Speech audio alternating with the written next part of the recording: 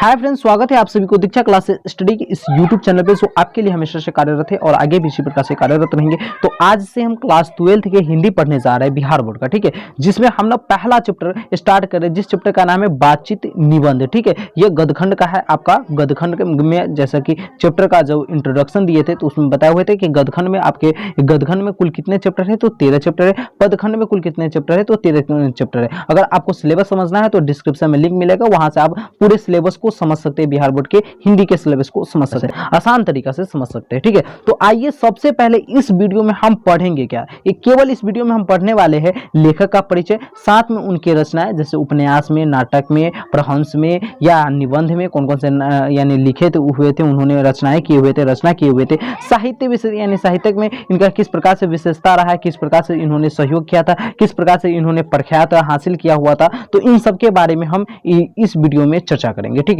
लेखक का परिचय जानना आपके एग्जाम के पॉइंट ऑफ व्यू से भी बेहतर है, और अगर आप नॉलेज लेना चाहते हैं बालकृष्ण भट्ट के बारे में फिर भी आपके लिए काफी महत्वपूर्ण है। सो प्लीज ध्यान से इस वीडियो को देखेंगे, बहुत ही आसान भाषा में आपको मैं समझाने की कोशिश करूंगा और उम्मीद करते हैं आपको समझ में भी आएगा। आइए लेखक के परिचय में। लेखक बालकृष्ण भट्ट का जन्म 23 जून 1844 ईस्वी को इलाहाबाद उत्तर प्रदेश में हुआ था। आपसे एग्जाम में क्वेश्चन पूछेंगे लेखक बालकृष्ण भट्ट का जन्म कब हुआ था, तो 23 जून 1844 ईस्वी को हुआ था। कहां हुआ था, तो इलाहाबाद उत्तर प्रदेश में हुआ था।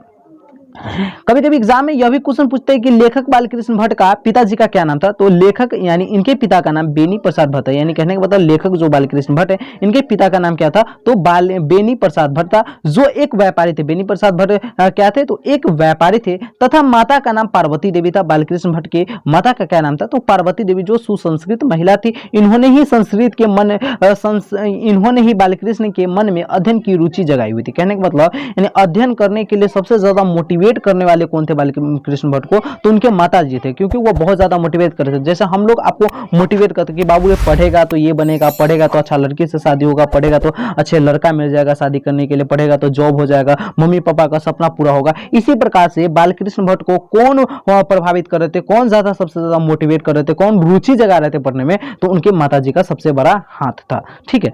यह परिचय में आपको लिखना पड़ता है। आइए देखा, इन्होंने प्रारंभ में संस्कृत का अध्ययन किया तथा सन 1867 में प्रयाग में मिशन स्कूल एंट्रेंस की परीक्षा दी। कहने का मतलब इन्होंने प्रारंभ में क्या किया, संस्कृत का अध्ययन चालू किया। इन्होंने कौन, तो बालकृष्ण भट्ट, ठीक है, यानी हाँ बालकृष्ण भट्ट, इन्होंने यानी बालकृष्ण भट्ट ने क्या किया, प्रारंभ में यानी शुरू में संस्कृत का अध्ययन किया, पढ़ाई किया, और सन 1867 में पहला एग्जाम उन्होंने दिया था, मिशन स्कूल में एंट्रेंस की एग्जाम दिया था, जहां पर वो पास हो गए थे। साथ में वहां पर उन्होंने क्या किया था, 1869 से लेकर 1875 ईस्वी तक संस्कृत का अध्ययन किया था, यानी वहां पर अध्यापन किया हुआ था। अगला देखिए, कह रहा 1885 में प्रयाग के सीवीए स्कूल में संस्कृत का अध्यापन किया। कहने का मतलब 1885 में उन्होंने प्रयाग के सीएवी स्कूल का नाम दिया। उस स्कूल में इन्होंने क्या किया, संस्कृत का अध्ययन चालू किया 1885 में। सबसे पहले उन्होंने मिशन स्कूल में एग्जाम दिया इंटरेस्ट का। कब दिया इंटरेस्ट का एग्जाम, तो 1867 ईस्वी में दिया, और वहां पे एडमिशन लेकर उन्होंने कब तक पढ़ाई किया, तो 1869 से लेकर 1875 तक पढ़ाई किया। उसके बाद उन्होंने क्या किया, 1885 में प्रयाग के सीएवी स्कूल में संस्कृत का अध्ययन प्रारंभ किया। आगे समझते हैं। देखिए ये सारी चीज आपको समझना काफी जरूरी होता है एग्जाम के पॉइंट ऑफ व्यू से, साथ में नॉलेज के पॉइंट ऑफ व्यू से भी, ठीक है। देखिए कह रहा सन 1888 में प्रयाग के कायस्थ पाठशाला इंटर कॉलेज में अध्यापक नियुक्त हो गए। कहने का मतलब जब यह शिक्षा ग्रहण कर लिए उसके बाद क्या हुआ, सन 1888 ईस्वी में कायस्थ पाठशाला इंटर कॉलेज में इन्होंने क्या किया, अध्यापक के रूप में यानी एक पढ़ाने वाले के रूप में नियुक्त किए गए। किंतु अपने उग्र स्वभाव के कारण नौकरी छोड़नी पड़ी और फिर से लेखन कार्य में लग गए। कहने का मतलब बाल गोविंद भगत अपने उग्र स्वभाव, क्योंकि इसको मजा आता था लेखन करने में, कविता लिखने में, क्या कहते हैं कहानी लिखने में, उपन्यास लिखने में, इन सब करने में इसे काफी ज्यादा मजा आता था, निबंध लिखने में काफी ज्यादा मजा आता था। इसलिए इन्होंने क्या किया, यह जो संस्कृत का अध्यापक बने होते इन्हें इन्होंने त्याग दिया और नौकरी छोड़नी पड़ी, फिर से लेखन कार्य में लगे। कहने का मतलब इसको लेखन कार्य करने में अच्छा लगता था, किसी चीज को लिखने में अच्छा लगता था, तो वो अपने काम में लग गए, ठीक है। अगला देखिए, कह रहा पिता के निर्धोपरांत यानी निधन परांत, जब इनके पिताजी का निधन हो गया, बालकृष्ण भट्ट के पिताजी का निधन हो गया, तब विषम परिस्थितियों का का सामना करना पड़ा। अब बताइए, किसी के भी पिताजी मर जाते हैं तो बड़ी ही उनके घर में विषम परिस्थिति आ जाता है। वह एक बेटे के पास इतना बड़ा फर्ज आ जाता है कि कैसे परिवार को संभाले, कैसे हम अपने परिवार को संभालेंगे, मम्मी को संभालेंगे, अदर चीज को, किसी भी चीज को संभालेंगे। तो उसके लिए विषम परिस्थितियों का सामना करना पड़ा। किन्हें सामना करना पड़ा? जो बालकृष्ण भट्ट थे उन्हें सामना करना पड़ा। बहुत ही विषम परिस्थिति, गरीबी था, बहुत ज्यादा गरीबी था। उस विषम परिस्थिति में काफी ज्यादा इन्हें कठिनाइयों का सामना करना पड़ा। ठीक है, बालकृष्ण भट्ट को। आगे समझिए, आगे कह रहा है, इन्होंने भारत तेंदु हरिश्चंद्र की प्रेरणा से 1877 में हिंदी प्रदीप नामक मासिक पत्रिका निकाली, प्रारंभ की और इसे 33 साल तक निकालते रह गए। कहने का मतलब, इन्होंने भारत तेंदु हरिश्चंद्र की प्रेरणा लिया और प्रेरणा लेने से 1877 में क्या किया, इन्होंने एक अपना मासिक पत्र निकाला जिस पत्र का नाम था हिंदी प्रदीप। ठीक है, और यह लगातार 33 वर्षों तक लगातार निकालते रहे। इससे बहुत इसे प्रख्यात मिला, बहुत ज्यादा नेम होने लगा, दुनिया वाले जानने लगे, क्योंकि लगातार यही पत्र को 33 साल निकाल थे और सभी इसको पढ़ रहे थे, बहुत ही बेहतर ज्ञान अपने अंदर अर्जित कर रहे थे। ठीक है, आगे देखिए, कह रहा है कि इन्होंने घोर आर्थिक संकटों से जूझते हुए हिम्मत से काम लिया और साहित्य के बालकृष्ण भट्ट प्रारंभिक युग के पत्रकार, निबंधकार तथा हिंदी के आधुनिक आलोचना के प्रवर्तक कहलाए। कहने का मतलब, इन्होंने इतना ज्यादा कठिनाई करने के बाद बहुत ज्यादा मेहनत की और मेहनत करने के बाद कह रहा है कि इन्होंने घोर आर्थिक संकटों, यानी बहुत ज्यादा आर्थिक संकट, बोल रहे थे ना आपको कि पैसे के आर्थिक संकटों से जूझते हुए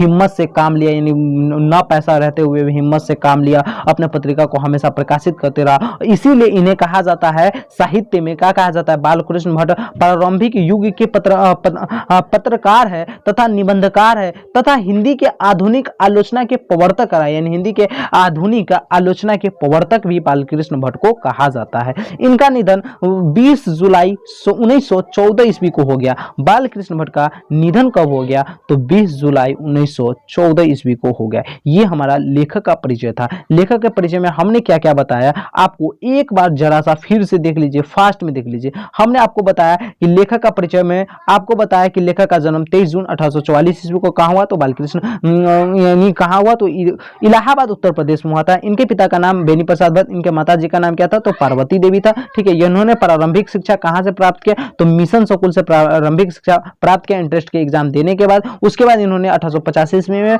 प्रयाग के बीसीबी स्कूल में संस्कृत का अध्ययन प्रारंभ किया। साथ में 1888 ईस्वी में इन्होंने क्या किया? संस्कृत के कैसेस पाठशाला इंटर कॉलेज में अध्यापक के रूप में नियुक्त हो गए। इन्होंने अपने नौकरी को छोड़ दिया क्योंकि इनका जो स्वभाव था, उग्र स्वभाव था, यह लेखन कार्य करने में इसको अच्छा लगता था।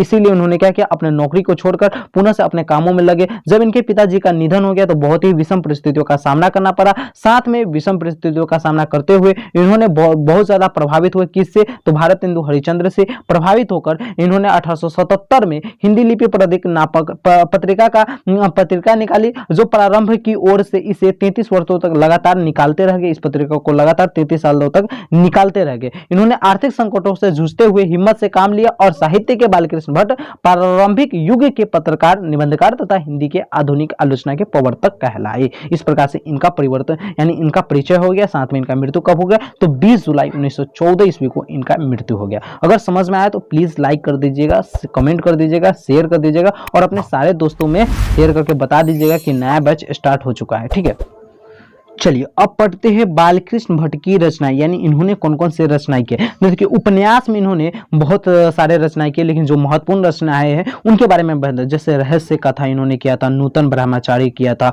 गुप्त वैरी किया था, 100 अजान 1 सुजान, रसातल यात्रा इत्यादि। इन्होंने क्या किया था? उपन्यास में इन सारे रचनाओं को इन्होंने खुद से रचे हुए थे। तो ये उपन्यास का हो गया। ठीक है, इससे एग्जाम में क्वेश्चन आएंगे कि रहस्य कथा बालकृष्ण भट्ट का क्या है? तो एक उपन्यास है। ठीक है, इस प्रकार से एग्जाम में क्वेश्चन आएंगे। तो ये सारे उपन्यास को इन्होंने ही रचा था, यानी इन्होंने ही लिखा हुआ था। ठीक है, दूसरा नाटक में इन्होंने बहुत सारे नाटक भी लिखे थे। जैसे नाटक में इसका पद्मावती बहुत ही प्रसिद्ध है, वेणी संहार, शिशुपाल वध, नल दमयंती, शिक्षादान, बाल विवाह, भारत जननी, रेल का टिकट विकेट खेल, इंग्लैंड सर्वेश्वरी, चंद्रशेषन, भारतवर्ष, कली इत्यादि। ये सारे इनके जो नाटक है ये काफी ज्यादा प्रचलित, तो बहुत सारे नाटक है, लेकिन ये कुछ महत्वपूर्ण नाटक है जिसके यानी यही सारे से आपके एग्जाम में क्वेश्चन भी आएंगे, ठीक है। तो ये महत्वपूर्ण नाटक इन्होंने लिखा हुआ था, उपन्यास में ये लिखे हुए थे, साथ में प्रहंस में कहीं जैसा काम वैसा परिणाम लिखे हुए थे, नई रोशनी का विषय लिखे हुए थे, आचार विडंबन इत्यादि लिखे हुए थे। निबंध में लगभग 1000 निबंध जो हिंदी साहित्य का अनमोल धरोहर का है, लगभग निबंध में कहा जाता है लगभग 1000 से ज्यादा निबंध लिखे हुए थे जो हिंदी साहित्य का अनमोल धरोहर भी कहलाया हुआ था, ठीक है। तो इन्होंने यानी बालकृष्ण भट्ट ने रचना कौन कौन से चीज किया हुआ था, तो ये सारे चीज का रचना किया हुआ था। आप लोग इसका स्क्रीनशॉट भी ले सकते हैं, ठीक है। आगे देखिए, अब हम पढ़ते हैं इनके साहित्य में कौन कौन से भूमिकार है। देखिए इनके साहित्य में बहुत ही अच्छा भूमिका था। ये कौन कौन से भूमिका एक एक करके समझिए, ठीक है, क्योंकि बढ़िया से समझिएगा ना, हम चाहते हैं आपको समझ में आ जाए। ना समझ में आए तो प्लीज आप लोग कमेंट कीजिएगा कि सर जी प्रॉब्लम हो रहा है। प्रॉब्लम जहां पे हो मैं आपको समझाने की पूरा कोशिश करूंगा, नोट्स बनाकर पढ़ा रहा हूं, क्योंकि नोट्स से जब आप पढ़िएगा तो बेहतर से बेहतर एग्जाम में प्रदर्शन कीजिएगा। एक भी क्वेश्चन आपके एग्जाम में छूटेगा नहीं, साथ में आपके नॉलेज के लिए भी काफी महत्वपूर्ण साबित होगा, ठीक है। तो देखिए साहित्यिक विशेषताओं में इन्होंने किस प्रकार से अपना भूमिका निभाया था। कह बालकृष्ण भट्ट भारत हिंदू युग के प्रमुख साहित्यकारों में से एक था, यानी भारत हिंदू युग जब समय चल रहा था उस समय यानी प्रमुख साहित्यकारों में से एक साहित्यकार इनका भी नाम आता था। किनका नाम? तब बालकृष्ण भट्ट का नाम आता था। इन्होंने आधुनिक हिंदी साहित्य को अपने जनधर्मी व्यक्ति और लेखन में से एक नवीन धरातल, दिशा तथा रंग रूप प्रदान किया। कहने का मतलब इन्होंने क्या था, आधुनिक हिंदी साहित्य के रूप में अपने जनधर्मी व्यक्तित्व और लेखन में से एक नवीन धरातल, दिशा तथा रंग रूप प्रदान किया हुआ था। यानी आधुनिक साहित्य के रूप में बहुत बेहतर इन्होंने अपना प्रयास किया हुआ था अपने लेखन के जरिए से तथा नवीन के जरिए से तथा दिशा निर्देश में भी बहुत सारे परिवर्तन किए हुए थे। तो इस प्रकार से इन्होंने इसमें सहायता किया था। अगला देखिए एक लास्ट है, लास्ट में क्या कह रहा है, इन्होंने बाल विवाह, स्त्री शिक्षा, महिला स्वतंत्र, कृषकों की पीड़ा, अंग्रेजी शिक्षा, देश प्रेम, अंधविश्वास आदि सामाजिक विषयों पर खुलकर साहित्य सृजन किया। कहने का मतलब इन्होंने क्या किया, इन सारे विषयों पर खुलकर बात किया, खुलकर रचना रचे, खूब इनके बारे में आलोचना करते थे, खूब बताते हुए थे। यानी इन सारे चीजों को यह अपने मनमानी ढंग से करते थे और इनका सहयोग करते थे, सहयोग देते थे सभी को, और बेहतर से बेहतर यह अपने समाज में बदलाव करना चाहते थे। तो ये रहा हमारे बालकृष्ण भट्ट का साहित्यक में इनका कौन कौन से महत्वपूर्ण पॉइंट था। तो साहित्यिक विशेषताओं में यानी साहित्य में इन्होंने इसी प्रकार से अपना भूमिका निभाया हुआ था, ठीक है। तो अगले क्लास में हम क्या पढ़ेंगे, देखिए अगले क्लास में आपको पढ़ना, मैं बताया हुआ था क्लास के शुरू में कि अगले क्लास में आपको क्या पढ़ना है, ये क्लास के लास्ट में पता चल जाएगा। तो अगले वीडियो में हम यह पढ़ेंगे कि इस जो बातचीत, आपका चैप्टर का नाम है बातचीत, जो जिस चैप्टर का नाम है, इस चैप्टर की पाठ का सारांश, कहने का मतलब इस पूरे चैप्टर को समझेंगे सारांश के रूप में, बेहतर तरीका से समझाने की कोशिश करूंगा जैसे आज मैं समझाया हूं। उम्मीद करते हैं इतने बेहतर से आपको क्लास यूट्यूब पर नहीं मिलेगा, और मिलता है तो और बेहतर है, और बेहतर से बेहतर आप लोग शिक्षा ग्रहण कीजिए। जब भी कोई प्रॉब्लम हो तो आप हमारे साथ शेयर कर सकते हैं। साथ में आप चाहते हैं इन सारे चीजों का PDF लेकर तैयारी करें बेहतर से बेहतर, यानी घर बैठे और भी बेहतर तैयारी करना चाहते तो आप हमारे व्हाट्सएप के पेड ग्रुप या टेलीग्राम के पेड ग्रुप को ज्वाइन कर लीजिए। मात्र 499 रुपया का कोर्स है जो अभी 50% डिस्काउंट चल रहा है, यानी कहने मतलब ऑफ चल रहा है, जिसमें आपको 249 रुपये में पर ईयर के लिए 1 साल के लिए आपको कोर्स पूरा का पूरा मिल जाएगा। जिसमें आपको कौन कौन सी सुविधा दिया जाएगा, देखिए इसमें बहुत सारे सुविधा दिया जाता है। केवल आप लोग यूट्यूब पे क्लास करते, ठीक है, यूट्यूब पे क्लास करने के अलावा आपको कुछ नहीं मिलता है। अगर आप हमारे पेड ग्रुप में ज्वाइन कर लीजिएगा तो क्लास का नोट्स मिलेगा। जैसे यह क्लास खत्म हुआ, यह क्लास का नोट्स अगर आपके लिए इंपॉर्टेंट है तो फौरन आपको दे दिया जाएगा, ठीक है। उसके बाद कॉल सपोर्ट, आप हमसे बात भी कर सकते हैं। रात का समय मैं देता हूं आप लोगों के लिए 10 से 11 बजे के बीच में, उस समय आप बात कर सकते हैं। एवरीडे क्लास मिलेगा, जिस प्रकार से आपको क्लास मिलता है एवरीडे क्लास मिलेगा। कुछ पेड ग्रुप के बच्चे को कुछ प्राइवेट क्लास भी दिया जाता है, तो वो प्राइवेट क्लास का लिंक आपको यूट्यूब पे, सॉरी व्हाट्सएप पे या टेलीग्राम पे शेयर कर दीजिएगा, वहां से आप लोग कर सकते हैं। एवरी संडे को टेस्ट लिया जाएगा आपके टेलीग्राम ग्रुप पे, साथ में नोट्स दिया जाएगा। जब भी नोट्स की जरूरत पड़े तो आपको नोट्स भी दिया जाएगा। डाउट क्लास की सुविधा, अगर आपको कोई डाउट लगे तो उस क्लास की भी सुविधा हम लोग देते हैं कि डाउट क्लास एक दिन रखेंगे जिसमें आप अपने सारे डाउट को क्लियर कर सकते हैं, ठीक है। साथ में क्रैश कोर्स भी, एग्जाम के समय में अगर क्रैश कोर्स की आवश्यकता पड़े तो क्रैश कोर्स भी हम लोग आप सभी को देंगे, ठीक है। साथ में एग्जाम टाइम में एक और बड़ा सपोर्ट देता हूं, जिस सपोर्ट का नाम है एग्जाम टाइम फुल सपोर्ट। कहने का मतलब यूट्यूब पे तो क्लास करते हैं, आपको पूरा का पूरा सपोर्ट नहीं मिलता अगर आप ऑफलाइन में नहीं पढ़ पाते हैं तो पूरा का पूरा फुल सपोर्ट मिलेगा यूट्यूब, यानी एग्जाम के समय में भी आप किसी भी समय हमसे कॉल करके बात कर सकते हैं, जो भी प्रॉब्लम हो। साथ में अगर आप हमारे उस पेड ग्रुप में जुड़े रहिएगा तो 10 से 15 मिनट 20 मिनट पहले जो क्वेश्चन आते हैं वो क्वेश्चन भी आपको वहां पे मिल ही जाएगा। ठीक है, ये सारे चीज करने के लिए आप हमारे इस नंबर पे मैसेज कर सकते हैं 8920713254। इस पे व्हाट्सएप नंबर है, इस पे व्हाट्सएप कर सकते हैं, कॉल करना हो तो कॉल कर सकते हैं, मैसेज करना हो तो मैसेज कर सकते हैं, या अगर आप चाहते हैं डायरेक्ट पे करके स्क्रीनशॉट भेज दे तो आप वो भी कर सकते हैं। ये इससे गूगल पे चलता है, बैंक अकाउंट सब कुछ चलता है, तो इस पे आप कर सकते हैं सारे चीज। ठीक है, bank account Airtel payment works है। ठीक है, तो फिर मिलते हैं हम अगले क्लास। अगर आप इन सारे चीजों का सपोर्ट चाहते हैं तो एक बार जरूर अब से हमसे संपर्क कर ले, ताकि आपको यह सपोर्ट जल्दी से जल्दी मिल जाए, क्योंकि ऑफर में चल रहा है। फिर आपका यह कोर्स 499 का ही हो जाएगा। धन्यवाद, थैंक यू सो मच।